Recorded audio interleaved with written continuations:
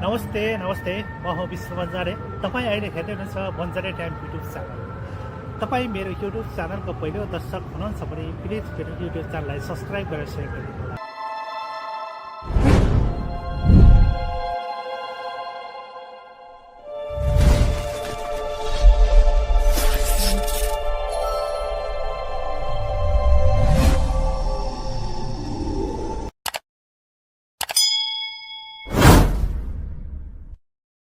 साथीहरू नमस्ते है त सबैजनालाई। आज हामी यो मध्यपूर्वको जिसिसी कन्ट्रीबाट हामी परम्परागत विधिबाट पर्दैछ भने कसै दाउराबाट खाना बनाउन सकिन्छ, केही उपायहरू छ कि भनेर हामीले निहाल्दै जाँदा हामी यो ठाउँमा आगोमा बनाएर खाने प्रशस्त खुला ठाउँहरू भेटिसकेपछि आज हामी आगोमा केही परिकारहरू बनाएर खाने तयारीमा छौँ साथीहरूसँग।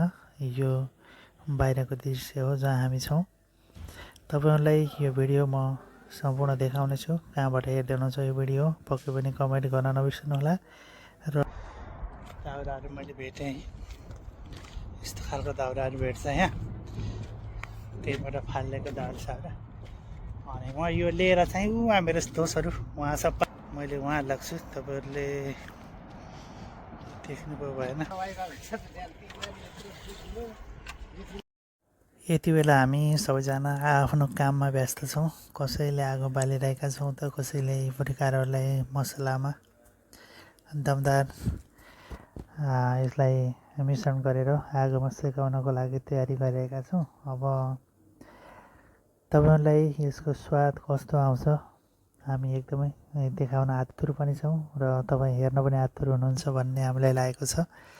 तपाईँ पनि एउटा घरदेखि बाहिर हुनुहुन्छ भने यस्ता रमाइला क्षणहरू कतिको बिताउनु भयो र साथीहरूसँग यसरी घुम्दै जाँदा कार्यक्रमहरू यस्ता आयोजना कतिको गर्नुभयो, हामीलाई कमेन्ट बक्समा कमेन्ट छोड्न पनि नबिर्सनु होला। र यसको स्वाद कस्तो आउँछ म चाहिँ भिडियो बनाएको छु।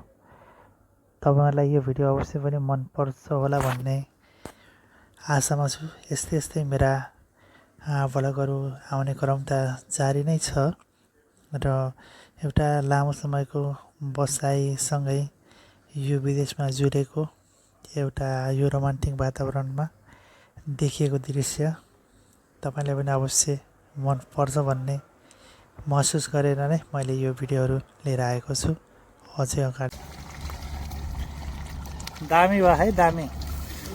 तपाईँ यो उता ग्रेनमल गएर ल्याउनु भयो के हो? साथीहरू यो परम्परागत विधिबाट बनाएको मासुको परिकार एकदमै टेस्टी छ। हामी सबैजना साथीहरू एकदमै ह्याप्पी छौँ, खुसी छौँ यो अवसर मिलेकोमा।